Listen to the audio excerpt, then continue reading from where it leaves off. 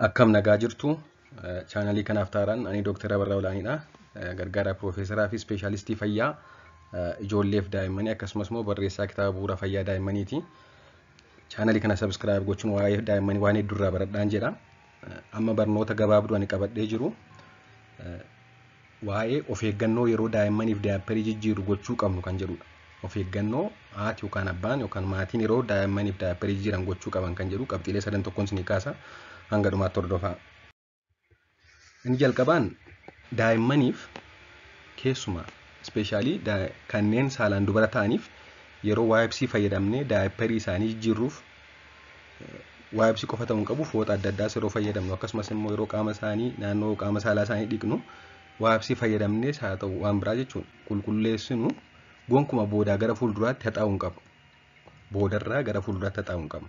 Fuulduraa gara boodaatti kan haxaa'uu qabnu. Kun dogoggora yeroo hedduu maatii biratti mul'atudha jechuudha.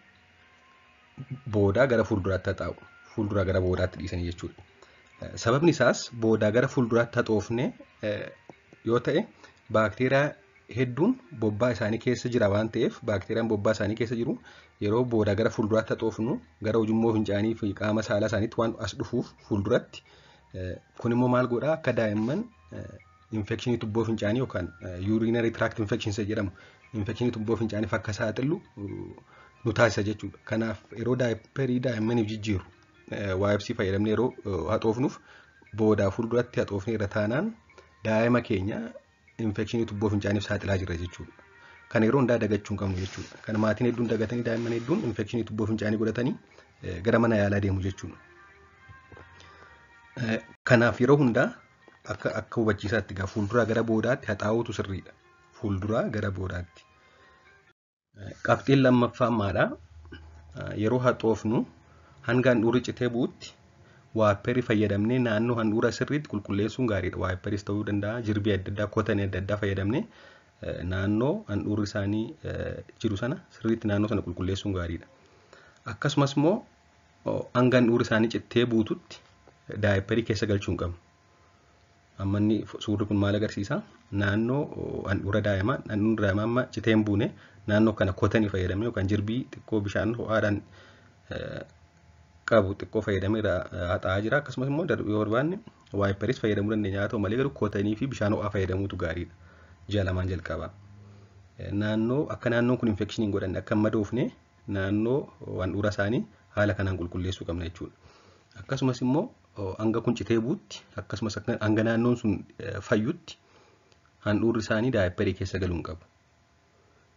Daayipparii keessa handhuurri isaanii yoo gale infekshinii ambalaayikaal infekshin onfaalaayits kan jedhamu akka inni madaa'uu taasisa jechuudha. Kanaaf daayippariin handhuura gaditti hafuu qaba. Akkuma suura irratti argaa jirtan kana jechuudha. Qabxiin lammaffaan kanadha. Qabxiin sadaffaan immoo maadhaa?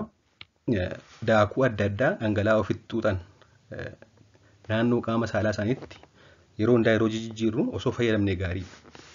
Yeroo daayipparii jijjiiruuf maaliif fincaaniif bobbaan daa'immanii keemikaalota adda addaa qaba. Keemikaalonni kun immoo naannoo qaama saalaa isaanii madeessuu danda'u, diimessuu danda'u yookaan daayippar dermaataayitis kan jedhamu akka dhufu taasisuu danda'a. Kanaaf amma yeroo jijjiirru naannoo qaama saalaa isaaniitti paawudaroota adda addaa yookaan daakuu adda addaa kan dhangala'aa ofitti fudhatan kan itti firfirsine itti uffisuu dandeenya jechuudha daayipparii. Keessumaa qabxiin jalqabaa baay'ee murteessaadha. Fuulduraa boodatti haxaa'uun jedhu. Daa'imman hedduutu sababa kanaadhaan infekshinii tubboo fincaanii godhata jechuudha. Waan dhaggeeffattaniif hedduu galatoomaa. Chaanalii kana sabskiraayib gochuun hin dagatinaa. Turtii gaarii.